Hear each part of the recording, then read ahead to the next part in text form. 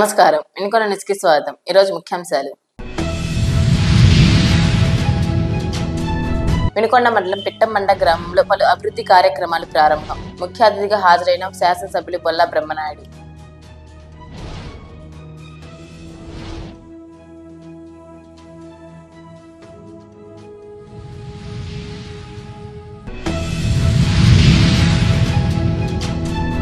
YCP నుండి TDP పార్టీలోకి భారీ చేరికలు. పార్టీలోకి సాధారణంగా ఆహ్వానించిన పల్నాడు జిల్లా టీడీపీ అధ్యక్షులు మాజీ ఎమ్మెల్యే జీవి ఆంజనేయులు.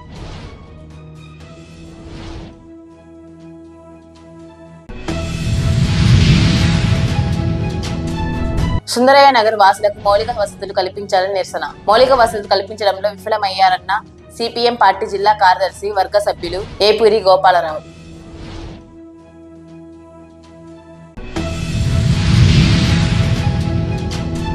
వినుకొండ మండలం పిట్టమండ గ్రామం నందు నూతనంగా నిర్మించిన వైఎస్ఆర్ రైతు భరోసా కేంద్రం, వైఎస్ఆర్ హెల్త్ సెంటర్ల నూతన భవనాల ప్రారంభోత్సవ కార్యక్రమం చేపట్టారు. కార్యక్రమానికి ముఖ్య అతిథిగా వినుకొండ శాసనసభ్యులు బొల్లా బ్రహ్మనాయుడు హాజరై వాటిని ప్రారంభించారు. ఈ సందర్భంగా ఏర్పాటు చేసిన సభలో శాసనసభ్యులు బొల్లా బ్రహ్మనాయుడు మాట్లాడుతూ, ప్రతి గ్రామంలో గ్రామ పరిపాలన విధానంను తీసుకొచ్చి 1,30,000 మందికి పైగా యువతకు ఉద్యోగ అవకాశాలు కల్పించి ప్రతి సంక్షేమంను గడప ముందుకు తీసుకువచ్చిన ఎలాంటి సమస్యలు అయినా మీ గ్రామంలోనే పరిష్కారం అయ్యే విధంగా చర్యలు తీసుకునేందుకు ముఖ్యమంత్రి జగన్మోహన్ రెడ్డి ఈ గ్రామ పరిపాలన విధానంను తీసుకువచ్చారని తెలిపారు. మంచినీటి సమస్యని ఇవన్నీ చట్టసభల్లో మాట్లాడి వినుకొండలో స్టేడియం, వినుకొండలో hospital, horticulture college, agriculture college, ఇంకా కూడా అనేక అభివృద్ధులు జరిగినటువంటి పరిస్థితి. మీరు అంతకుముందు ఆ రోడ్డు పోవాలంటే పోలేని పరిస్థితి. ఆ రోడ్డు పెట్రోల్ బంక్ కాడ బ్లాక్ చేసిన పరిస్థితి. ఆ పెట్రోల్ బంక్ కాడ ఉన్న బ్లాక్ అయిన రోడ్డు అంతా కూడా పూర్తి స్థాయిలో తీసేసి దాన్ని తొలగించి మీకు ఆ వైపుకి వెళ్లకుండా వెళ్లేదానికి అవకాశం కల్పించాము. ఇవన్నీ చట్టసభల్లో మాట్లాడాము. 100 పడకల హాస్పిటల్ అంటే గుంటూరులో ఉంటుంది ధర్మాసుపత్రి. అలాంటి హాస్పిటల్ వినుకొండకు తెచ్చాము. ఎస్టీలకి 17 కోట్లతో హాస్టల్, కాలేజీ, స్కూల్ నిర్మాణం జరుగుతూ ఉంది. ఇలాంటివన్నీ కూడా ఇప్పుడు నాడు నేడు మన జరుగుతూ ఉన్నాయి. ఇలాంటివన్నీ కూడా మాట్లాడి ప్రజల్లో ఉండి ప్రజల సమస్యల పరిష్కారం చేసి ప్రజల కోసం అవసరమైనప్పుడు ఈ అధికారం మొత్తం కూడా వాళ్ళ కోసం ఉపయోగించి ప్రజల సమస్యల పరిష్కారం చేసినటువంటి వాడే ప్రజాప్రతినిధి, వాడే ప్రజానాయకుడని ఈ సందర్భంగా తెలియజేస్తున్నాను. ఎక్కడుంటే అక్కడ ఆత్మహత్యలు చేసుకునే వాళ్ళకి అవకాశాలు కల్పించడం కాదు. నా పార్టీ బాలాజీ సింగ్, లేకపోతే మా పార్టీలో ఉన్న సుభాని సింగ్, మా పార్టీలో ఉన్న ఎండరావు రెడ్డి, ఏదో మేము వర్ణగాలు ఈ ప్రభుత్వ భూమిలో లోకల భూమిలో కలుపుకుంటామంటే అది సాధ్యపడదు. అది చెప్పాల్సిన బాధ్యత ప్రజల తరపు నుంచి ప్రజలు ఎన్నుకున్న ప్రజా ప్రతినిధికి ఆ ప్రతినిధి అనేవాడు చేయాల్సినటువంటి బాధ్యత అది. వేసేసుకో, 30 ఎకరాలంటే 30 ఎకరాలు కల్పించుకో, చెరువు వేసుకో, కుంటలు వేసుకో అంటే కాదు. ప్రజల ఆస్తులు, ప్రజల దారులు, ప్రజలకి ఇబ్బందులు ఇవన్నీ చెప్తున్నటువంటి వాళ్ళకి ఎక్కడా వదిలిపెట్టే ప్రశ్న లేదు. వాళ్ళకి పూర్తి స్థాయిలో గుణపాఠం చెప్తాను అది మీ అందరూ కూడా ఈ సందర్భంగా తెలియపడుతున్నాం. అంతేకాదు ప్రజాప్రతినిధి అంటే నేను అడిగాను, ఈ రోడ్డు సమస్య ఉంది. ఈ రోడ్డు సమస్యకి గతంలో నుంచి ఇప్పటి వరకు కూడా దానికి ఒక కోర్టు వేసి దాన్ని ఎప్పటికప్పుడు వెనక్కి లాగేస్తున్నటువంటి తెలుగుదేశం పార్టీ వాళ్ళకి పూర్తి స్థాయిలో ఏదైతే అభివృద్ధి జరగాలనుకుంటారో దానికి ఏదో ఒక కార్యక్రమం పెడతారు. ఆ టెండర్పాటికి అర్హత లేదన్నారు. ఇలాంటి పనులు చేస్తూ మంచి పని బ్రహ్మనాయుడికి మంచి పేరు వస్తుంది. అది చేయకూడదు అనుకునే ఆంజనేయులు లాంటి నీచ రాజకీయ నాయకుల్ని పూర్తి స్థాయిలో ప్రజలు అర్థం చేసుకోవాల్సిన అవసరం ఉందని మీ అందరికి కూడా ఈ సందర్భంగా తెలియపడుతున్నాను. పార్టీలు అంటే ప్రజల సమస్యలు, ప్రజల అవసరాలు, ప్రజలకి మంచి జరగాలి. ఈ ప్రాంత ప్రజాప్రతినిధిగా మీకు 10 సంవత్సరాలు అవకాశం ఇచ్చారు, నాకు 5 సంవత్సరాలు ఇచ్చారు. ఇస్తే దాన్ని మంచి కోసం ఉపయోగించమని, మంచి చేయట్లేదని మాట్లాడు.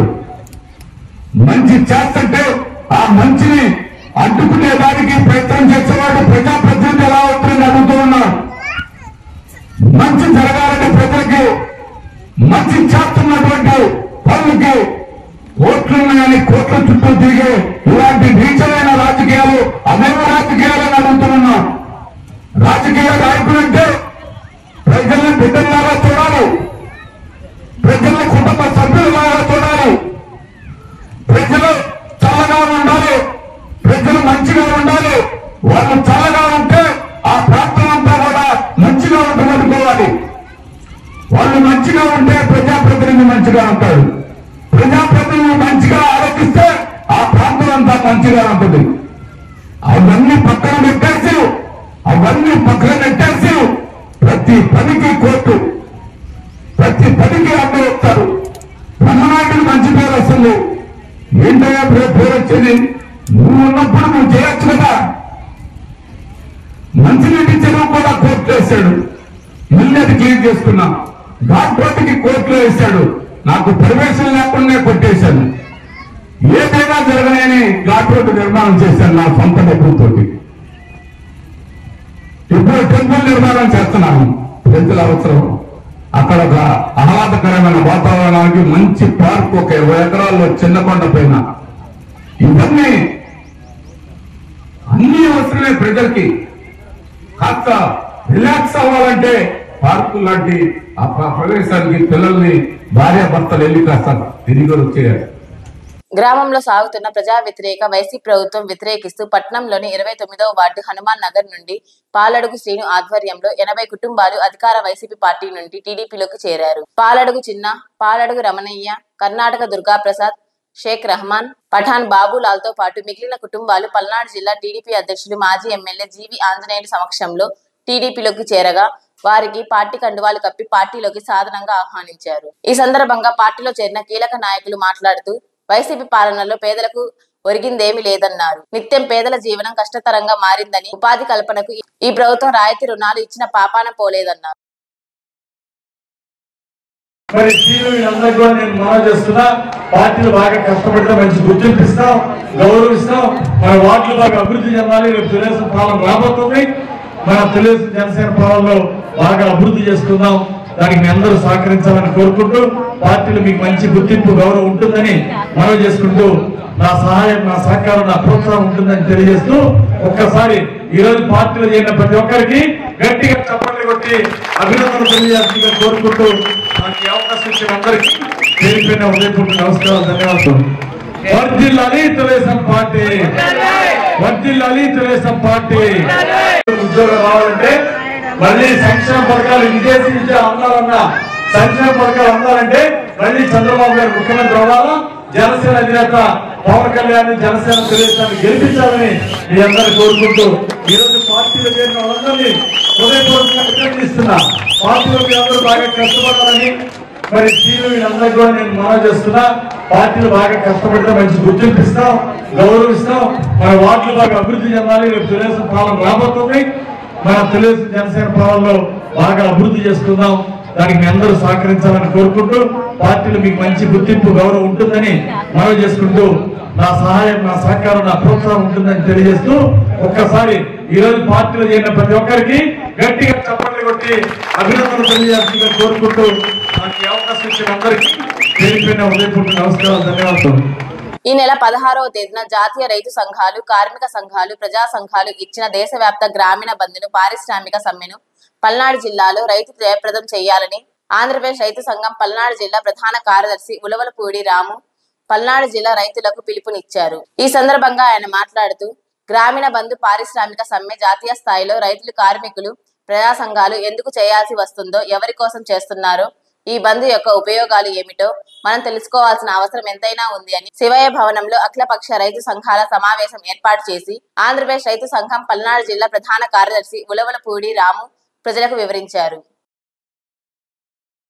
జయప్రదం చేయండి. ఈ నెల 16 జరుగు గ్రామీణ బంద్ను, ఈ నెల 16 జరుగు గ్రామీణ బంద్ను, ఈ నెల 16 జరుగు పారిశ్రామిక సమ్మెను, పారిశ్రామిక సమ్మెను వర్ధిల్లాలి. ఆంధ్రప్రదేశ్ రైతు సంఘాల ఐక్యత, ఆంధ్రప్రదేశ్ రైతు సంఘాల సమన్వయ సమితి ఐక్యత, వర్ధిల్లాలి కార్మిక సంఘాల ఐక్యత, జయప్రదం చేయండి జాతీయ స్థాయి జరిగే సమ్మెను,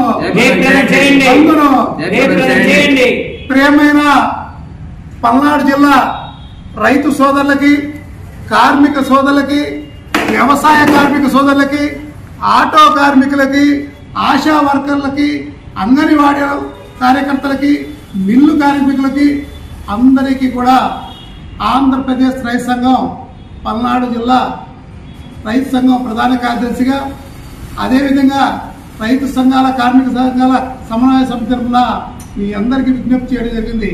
ఈ నెల 16వ తేదీన జాతీయ రైతు కార్మిక సంఘాలు ఏదైతే పిలుపునిచ్చాయో మన దేశంలో నరేంద్ర మోడీ నిరంకుశ పాలనకు శరణగీతం పాడాలని, ఆయన చెప్పిన వాగ్దానాలు ఏ ఒక్కటి అమలుకు నోచుకోలేదని, ఆయన గత 9 సంవత్సరాల క్రితం 2014లో ఏదైతే చెప్పాడో, నేను చాయ్ వాలాను, కాంగ్రెస్ పార్టీ అనేది కుటుంబ పార్టీ అని, ఆ కుటుంబ పార్టీకి అనుచరులుగా ఉన్న వారికే దేశ సంపద అంతా కూడా వారి చేతిలో పెట్టారని, ఆ దేశ సంపద అంతా కూడా వారు స్విస్ బ్యాంకులో దాచుకున్నారని, ఆ సంపద అంతా కూడా లక్షల కోట్ల రూపాయలని నేను నల్లధరని వెనక్కి తెస్తాను, ప్రతి పేదవాడి అకౌంట్లో 15 లక్షల రూపాయలు జమ చేస్తాను, అదేవిధంగా రైతులకు ఆదాయాన్ని రెట్టింపు చేస్తాను, అదేవిధంగా నిరుద్యోగులు అనే వాళ్ళు మన దేశంలో లేకుండా ప్రతి ఏడాదికి 2 కోట్ల ఉద్యోగాలు ఇస్తాను అనేక కల్లబొల్లి మాటలు చెప్పి 2014 గద్దెనెక్కడం జరిగింది. ఆ తర్వాత 2019లో కొత్త గీతాన్ని పాడుతున్నాం.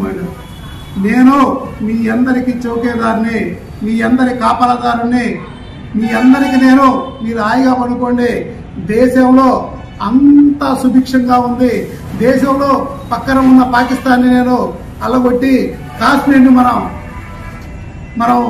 మన స్వాధీనంలో తెచ్చుకున్నాం, ఇంకా ఏమీ పర్వాలేదు అనేక మాటలు చెప్పాడు.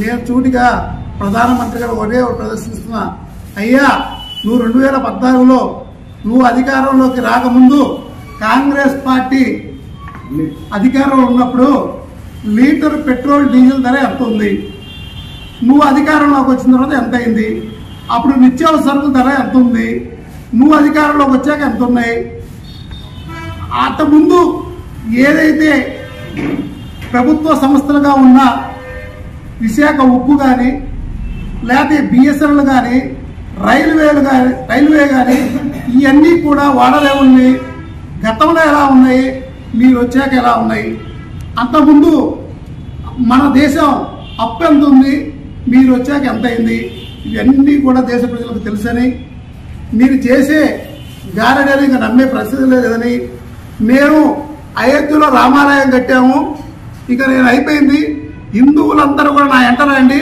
ఇంకా శ్రీరాముడికి పట్టాభిషేకం తర్వాత నాకు పట్టాభిషేకం చేయమంటున్నావు, ఇక నీకు పట్టాభిషేకం చేసే పరిస్థితుల్లో ఆ దేశ ప్రజలు లేరు, ఇంకా నువ్వుగిన ఇదే విధంగా ఉంటే మన దేశం సుభిక్షం కాదు కదా, ఇప్పటికే కేజీ బియ్యం 70-80 రూపాయలు అయింది, తమరిగిన మరి ఇంకోసారిగిన అధికారంలోకి వస్తే రైతులు, ప్రజలు, కార్మికులు ఈ దేశంలో బతికే పరిస్థితి ఉండదు. ఇప్పటికే 1,30,000 కోట్ల రూపాయలు పైబడి నువ్వు అప్పు చేసి ఉన్నావు. 70 సంవత్సరాల్లో వాళ్ళు ఎంతైతే అప్పు చేశారో మీరు 9 సంవత్సరాల్లో అంతకు మించి అప్పు చేశారు. కాబట్టి ప్రజలందరూ కూడా గమనించాలి. నరేంద్ర మోడీ మాటలు ఏదైతే ఉన్నాయో ఆ నరేంద్ర మోడీ గారి మాటల్ని, సలహాల్ని పాటిస్తున్నాడు మన ముఖ్యమంత్రి గారు. ఏదైతే ఏడాది కాలం పాటు రైతులు ఢిల్లీ నగరంలో నడిపొట్టుల ఉద్యమం చేసి వందలాది మంది ప్రాణత్యాగం చేసి ఏదైతే వ్యవసాయ 3 నల్ల చట్టాలు రద్దు చేస్తే ఆ నల్ల చట్టంలో ఒకటైనా వ్యవసాయ బోర్లకు మీటర్లు పెట్టాలని మన ముఖ్యమంత్రి గారు రైతుల మెడకు ఉరితాళ్లు తగిలేయడానికి సిద్ధంగా ఉన్నారు. పక్క రాష్ట్రం తెలంగాణలో అక్కడ మంత్రి గారు హరీష్ రావు గారు ఎద్దేవా చేస్తున్నాడు. ఆంధ్రాలో రైతులకి అక్కడ ముఖ్యమంత్రి ఉరితాడు తగిలిస్తున్నాడు. కేవలం 4,000 కోట్ల రూపాయల అప్పు కోసమే రైతులను దగా చేస్తున్నాడు అని ఎద్దేవా చేస్తున్నారు. మీరు ఇకనైనా ఆలోచించుకోండి. తెల్ల జొన్నల కోసం తెలంగాణ ప్రభుత్వం పైన ఏ విధంగా రైతులు ఉద్యమం చేసి అక్కడ ఉన్న కవలకుంట్ల కవితపై రైతులు పోటీ చేసి ఆ ఎంపీని ఏ విధంగా ఓడగొట్టారో ఈ ప్రభుత్వాలు కూడా ఆ విధంగా ఓడగొట్టాల్సిన పరిస్థితి ఉందని పల్నాడు జిల్లా రైతులకు, ప్రజలకు, కార్మికులకి అందరికీ కూడా ఆంధ్రప్రదేశ్ రైతు సంఘం తరఫున విజ్ఞప్తి చేస్తూ ఏళ్ల తరబడి నివాసాలు ఏర్పాటు చేసుకుని చీకట్లో మురుగులో నివాసం ఉంటున్న సుందరయ్య నగర్ వాసులకు మౌలిక వసతులు కల్పించడంలో అధికారులు, నాయకులు విఫలమయ్యారని సిపిఎం పార్టీ జిల్లా కార్యదర్శి వర్గ సభ్యులు ఏపూరి గోపాలరావు అన్నారు. సిపిఎం పార్టీ పట్టణ కార్యదర్శి బొంకూరి వెంకటేశ్వర్లు ఆధ్వర్యంలో సుందరయ్య నగర్ వాసులు పార్టీ కార్యాలయం నుండి తహసీల్దార్ కార్యాలయం వరకు సోమవారం ర్యాలీ చేసి అనంతరం ధర్నా నిర్వహించారు. ఈ సందర్భంగా గోపాలరావు మాట్లాడుతూ గత 20 సంవత్సరాల నుండి 250 కుటుంబాలు సుందరయ్య నగర్ లో నివాసం ఉంటున్నాయని అన్నారు. కాలనీ వాసులు రాత్రి వేళల్లో చీకట్లో ఉండాల్సి వస్తుందని, వర్షం పడితే రోడ్లు, మురికి కాలువలు లేక మురుగులోనే వంగిపోతున్నారని అన్నారు. ఇళ్లలో కరెంటు సౌకర్యం, వీధుల్లో లైట్లు లేక చీకట్లో ఉండాల్సి వస్తుందని ఆవేదన వ్యక్తం చేశారు. నిర్మించుకున్న ఇళ్లకు పట్టాలు మంజూరు చేయాలని డిమాండ్ చేశారు. వినుకొండ ప్రాంతంలో నివాసం ఉంటున్నటువంటి పేదలు ఎంతో మంది రోడ్ల పక్కన నివాసం ఉంటా ఉన్నారు. వాళ్ళందరినీ గుర్తించి అక్కడ ఉన్న రెవెన్యూ పోరంబోక స్థలంలో మరి 250 కుటుంబాలకు అక్కడ నివాసం ఏర్పాటు చేసుకోవడం జరిగింది. అయితే ఆ రోజు నుంచి ఈ రోజు వరకు 20 సంవత్సరాలు గడుస్తున్నా అక్కడ ఎటువంటి మౌలిక సదుపాయాలను కల్పించకుండా మరి ప్రభుత్వాలు మారుతా ఉన్నాయి, అధికారులు మారుతా ఉన్నారు. అయినా కూడా అక్కడ ఉన్నటువంటి వారిని, పేదవాళ్ళని పట్టించుకోకుండా మరి ప్రభుత్వం తాచారం చేస్తూ ఉంది. అదేమనంటే మేము లక్షలు ఖర్చు పెట్టి టిట్కో ఇళ్ళు కట్టిస్తున్నాం, లక్షలు ఖర్చు పెట్టి జగన్ కాలనీలు ఏర్పాటు చేస్తూ ఉన్నాం, అక్కడికి వెళ్ళండి, ఇక్కడికి వెళ్ళండి అని చెప్తా ఉన్నారు తప్ప అక్కడ 20 సంవత్సరాల నుంచి మరి పేదలు నివాసాలు ఏర్పాటు చేసుకుంటే కనీసం వాళ్ళకి రోడ్డు వేయడానికి కానీ, విద్యుత్ లైట్లు ఏర్పాటు చేయడానికి కానీ, అదేవిధంగా ఇళ్లకు కరెంటు సౌకర్యాన్ని కల్పించడానికి కానీ ఈ ప్రభుత్వాలు ముందుకు రావడం లేదు. ఎన్నికలు వచ్చినప్పుడు మాత్రం ఓట్లేయండి అని చెప్పేసి తాయిలాలు పంచుతూ ఇటీవల కాలంలో చీరలు పంచారు. అనేక రకాలుగా వాళ్ళని లొంగ తీసుకుంటూ ఓట్లు దండుకుంటున్నారు తప్ప ఆ ప్రాంతంలో ఉన్న వారికి ఎటువంటి న్యాయం చేయకుండా మరి ప్రభుత్వ నాయకులు ఇటువంటి ఓట్లు దండుకునే కార్యక్రమానికి పూనుకుంటా ఉన్నారు. అయితే ఈ 20 సంవత్సరాల నుంచి విసిగి వేసారిన ఆ ప్రాంత వాసులు, సుందరయ్య కాలనీ వాసులు ఈరోజు ఎంఆర్ఓ కార్యాలయం వద్ద ఈ సమస్యలను వెళ్ళబోసుకోవడం కోసం రావడం జరిగింది. ఇదే విధంగా గతంలో గత 3-4 నెలల క్రితం మేము ఇక్కడే ధర్నా చేయడం జరిగింది. ఆ సందర్భంగా తహసీల్దార్ గారు చెప్పడం ఏంటంటే మరి అక్కడున్న వారందరికీ రేషన్ సౌకర్యాన్ని కల్పిస్తాము, అక్కడికే బండి పంపిస్తాము అని చెప్పారు. అదేవిధంగా మరి ఎవరైతే వికలాంగులు ఉన్నారో, ఎవరైతే ముసలి వాళ్ళు ఉన్నారో వాళ్ళకి పెన్షన్లు కూడా అక్కడికే పంపిస్తామని చెప్పడం జరిగింది. అయినా 7 నెలలు గడుస్తున్నా ఇప్పటి వరకు కూడా ఆ హామీని ఇంతవరకు నెరవేర్చలేదు. ఆ వాటిని నెరవేర్చాలని చెప్తూ మేము ఇక్కడ తహసీల్దార్ కార్యాలయం వద్ద ధర్నాకు పూనుకోవడం జరిగింది. 20 సంవత్సరాలుగా నివాసం ఏర్పాటు చేసుకొని అక్కడ నివసిస్తూ ఉన్నాము. మేమందరం కూడా రెక్కాడితేనే డొక్కాడే వాళ్ళమి. అందుకని మాకు సంబంధించి కనీసం 20 సంవత్సరాలు బట్టి పనిచేస్తున్నాము, 20 సంవత్సరాలు బట్టి నివాసం ఉంటున్నాం. మా అందరికీ కూడా ఇళ్ల పట్టాలు ఇచ్చి మాకు హక్కు కల్పించాలని సిపిఎం పార్టీగా ఈరోజు మేము డిమాండ్ చేస్తా ఉన్నాం. అదేవిధంగా 20 సంవత్సరాలు అవుతుంటే వినుకొండ శివారులో ఉన్నటువంటి ఈ కాలనీకి ఇక్కడ ఉన్నటువంటి మున్సిపాలిటీ నుంచి ఏ రకమైనటువంటి మౌలిక సౌకర్యాలు కల్పించే దానికోసం ఇక్కడ ఉన్న పాలకులు ఏమాత్రం శ్రద్ధ తీసుకోవాలా. అక్కడ కనీసం ఇక్కడ మంచినీళ్ళు ఇచ్చేటటువంటి దిక్కు లేదు, కనీసం ఇంతవరకు మంచినీటి సౌకర్యం కూడా కల్పించలేదు. అదేవిధంగా రోడ్డు సౌకర్యం లేదు, విద్యుత్ సౌకర్యం లేదు. ఆ కాలనీలో ఏదైనా విషసర్పాలు కానీ ఇతర అనేక రకాలైనటువంటి ఇబ్బందులు ఎదురుగైతే అక్కడ పరిస్థితి ఏంటి అనేటటువంటిది కూడా ప్రభుత్వం కనీసం కూడా ఆలోచించడం లేదు. అదేవిధంగా గతంలో మేము తహసీల్దార్ గారిని కలిసినప్పుడు ఆ రోజు స్పష్టంగా చెప్పారు, మీ కాలనీకి సంబంధించి మేము వెరిఫికేషన్ చేస్తాము, వెరిఫికేషన్లో అర్హులైన వారందరికీ కూడా మేము పట్టాలు ఇచ్చే సదుపాయం కల్పిస్తామని చెప్పి 7 నెలలు అవుతున్నా కూడా ఇంతవరకు దాని గురించి ఒక్క అడుగు కూడా ముందుకు పడలేదు. అదేవిధంగా అక్కడ వృద్ధులు కానివ్వండి, వికలాంగులు కానివ్వండి, అనేక మంది ఇతర చోట్లకి వెళ్ళి పింఛన్లు తీసుకోవాల్సినటువంటి పరిస్థితి. అందుకని అక్కడ పింఛన్లు ఇచ్చే సౌకర్యం ఏర్పాటు చేస్తాము. అక్కడ రేషను బండిని కూడా మేము పంపిస్తామని చెప్పినటువంటి మాటలు కూడా గాల్లో కలిసిపోయాయి. అందుకని ఈరోజు ప్రభుత్వాన్ని మేము అడుగుతా ఉన్నాం. మీరేమో 25 లక్షల ఇళ్ళు కట్టించాము, 30 లక్షల ఇళ్ళు కట్టించామని పేపర్లో పెద్ద పెద్ద ప్రసంగాలు చేస్తూ ఉన్నారు, టీవీలో పెద్ద పెద్ద పేపర్ల ప్రసంగాలు చేస్తూ ఉన్నారు. అందుకని మేము ఈరోజు ప్రభుత్వాన్ని అడిగేటటువంటి ఒకే ఒక్క మాట ఏంటంటే, మీరు అనేక చోట్ల ఇళ్ళు కట్టించున్నారా లేదా అనేటటువంటిది కాదు. వినుకొండ శివార్లో వెల్లటూరు రోడ్లో ఉన్నటువంటి సుందరయ్య కాలనీకి సంబంధించినటువంటి పేద ప్రజల మొత్తానికి కూడా అర్హులైన వారందరికీ కూడా ఇళ్ల పట్టాలు ఇవ్వాలనేది కూడా మేము డిమాండ్ చేస్తా ఉన్నాం. అదేవిధంగా కనీసం మంచినీళ్లు ఎందుకని ఈ రోజు ఇంత బట్టికి కూడా కనీసం మంచినీటి సౌకర్యం కల్పించలేదు. కాబట్టి రాబోయేటటువంటిది ఎండాకాలం, ఎప్పటికైనా సరే అక్కడ ప్రజల యొక్క ఆర్తనాదాలని దాన్ని దృష్టిలో పెట్టుకుని ఖచ్చితంగా మీరు వెంటనే మంచినీటి సౌకర్యం కల్పించాలి, విద్యుత్ సౌకర్యం కల్పించాలి.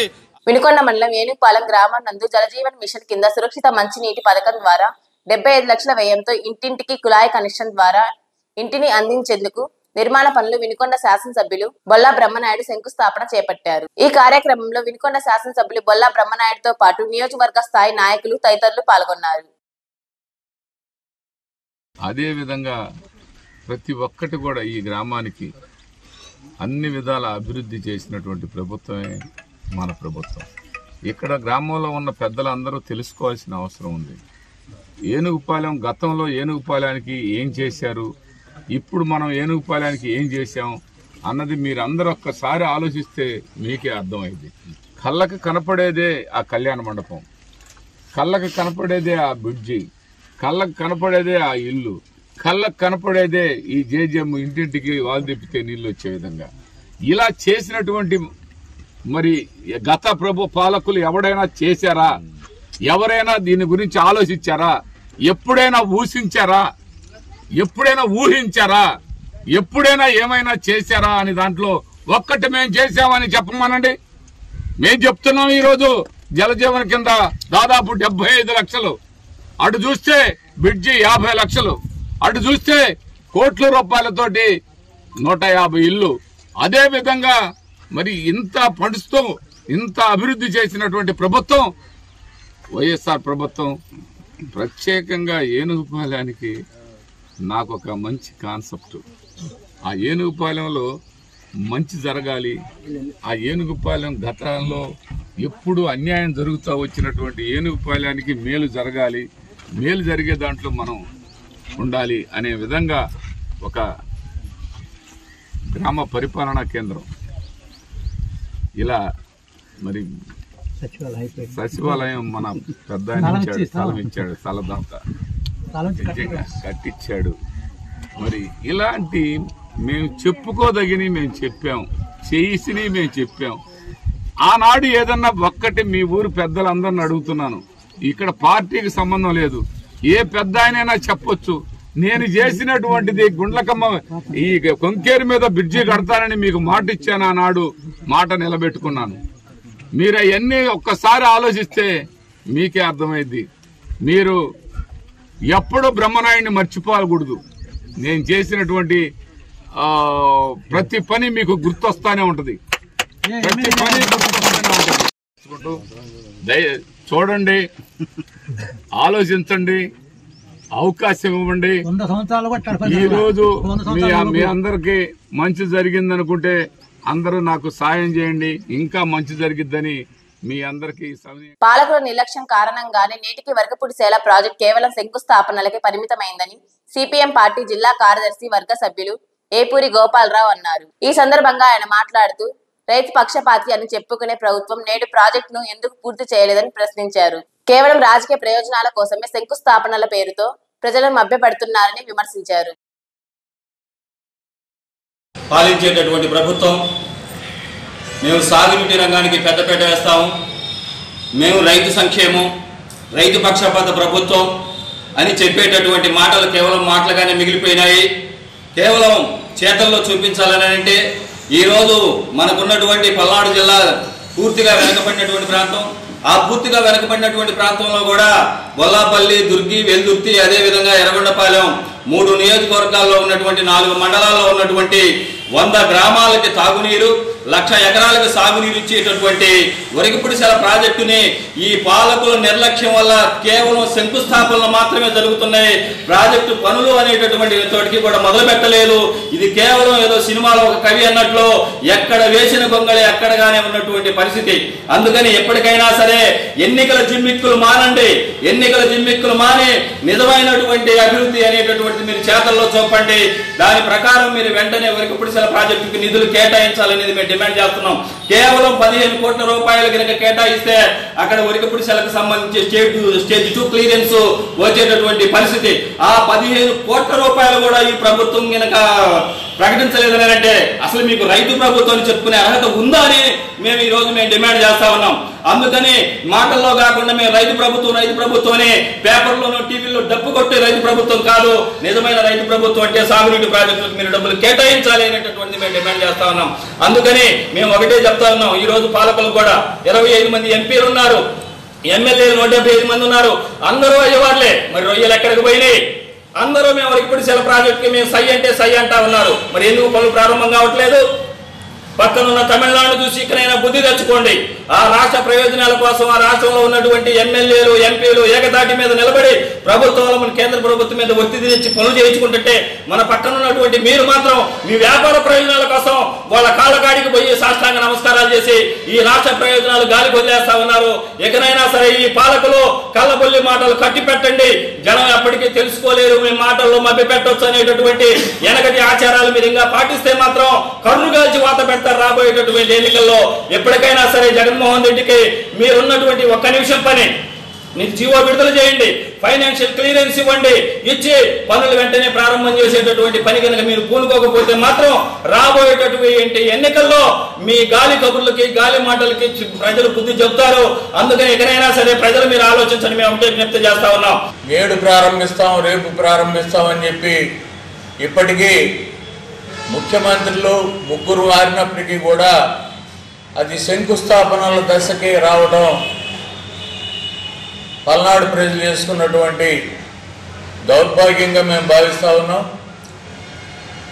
3 ముఖ్యమంత్రులు కూడా చంద్రబాబు గారు, రాజశేఖర రెడ్డి గారు, ఇవాళ మొన్న 80 రోజుల క్రితం శంకుస్థాపన వర్చువల్గా శంకుస్థాపన చేసినటువంటి జగన్మోహన్ రెడ్డి గారు 3 ముఖ్యమంత్రులు కరెక్ట్గా ఎన్నికల సమయానికి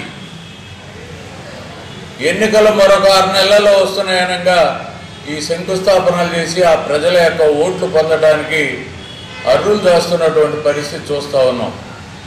వాస్తవంగా 70 సంవత్సరాల క్రితం ప్రారంభించబడినటువంటి నాగార్జున సాగర్ నిర్మించేప్పుడే కోసలా కమిటీ చెప్పిన ప్రకారం ఆ సాగరు నిర్మాణం వల్ల నిర్వాసితులైనటువంటి అనేక గ్రామాల ప్రజలందరూ కూడా ఆ పల్నాడు ఎగువ ప్రాంతాన నాగార్జున సాగర్కి 20 కిలోమీటర్ల పై ఎత్తు భాగాన గృహాలు ఊళ్ళు కట్టుకొని నిర్మించుకొని జీవిస్తున్నటువంటి పరిస్థితి.